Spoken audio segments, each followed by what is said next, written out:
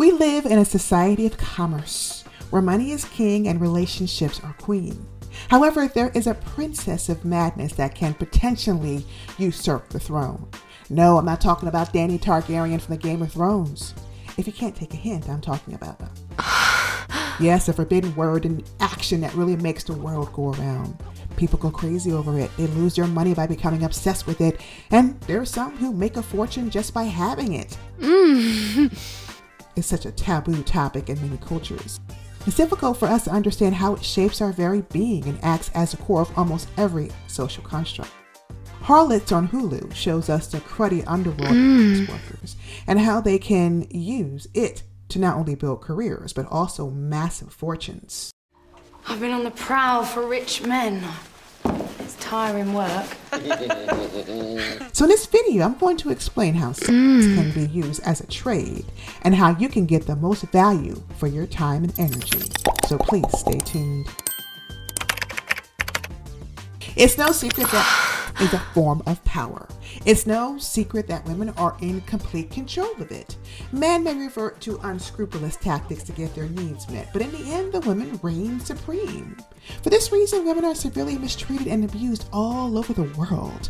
And the biggest oppressor of women is sadly other women. Preacher Margaret Wells, you are a leech grown fat upon Not true! A vile parasite engaged in a brutal trade.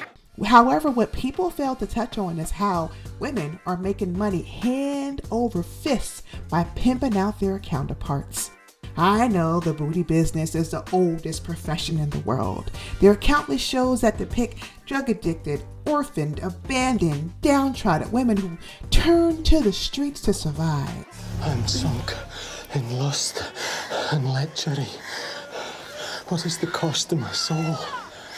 5 shillings.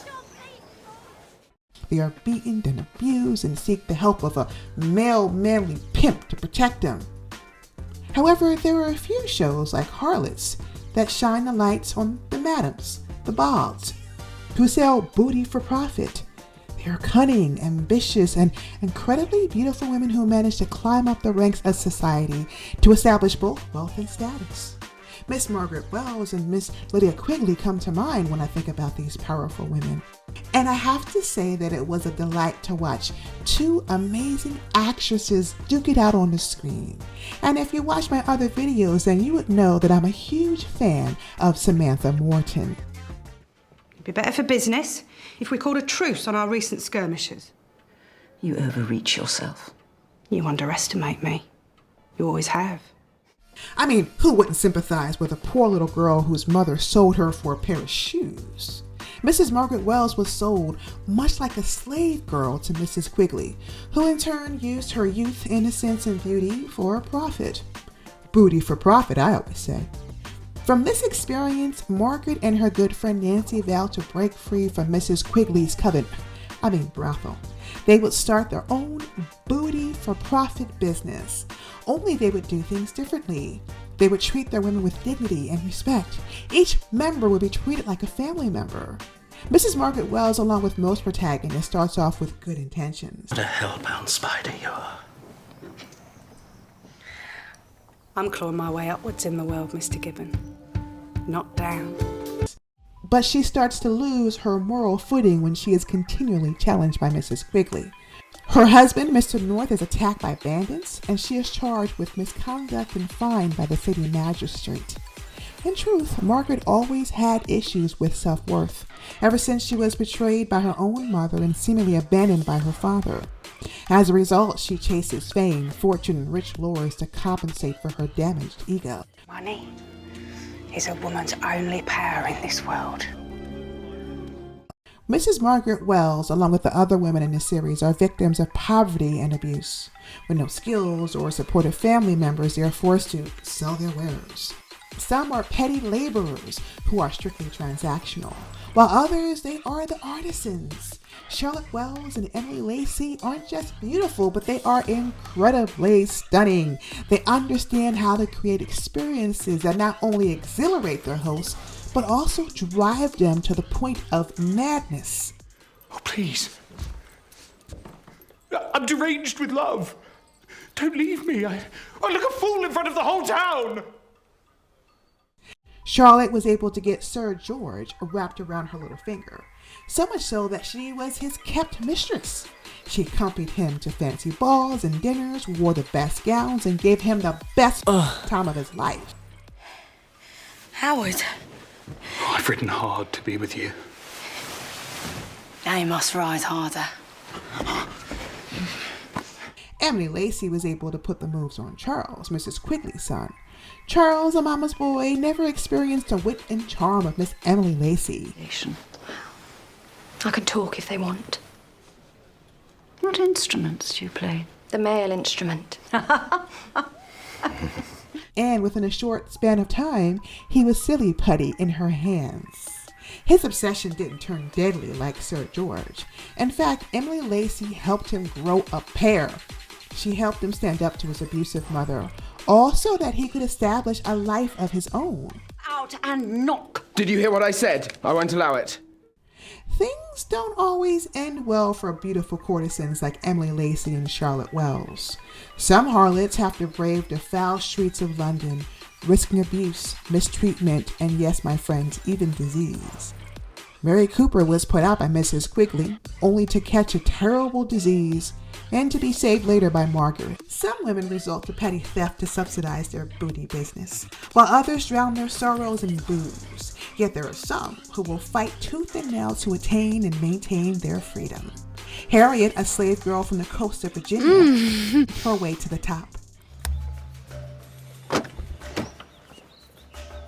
Is your master in? I am the mistress of this house. Her mistress's corpse wasn't even cold before she crawled into her master's bed. Harriet understood that being a comfort girl would relieve her from many of the discomforts of being, well, a slave girl. Her booty business was all about securing her future and protecting herself and her children from cruel overlords and masters. This is a trait that she continually exhibits on the show.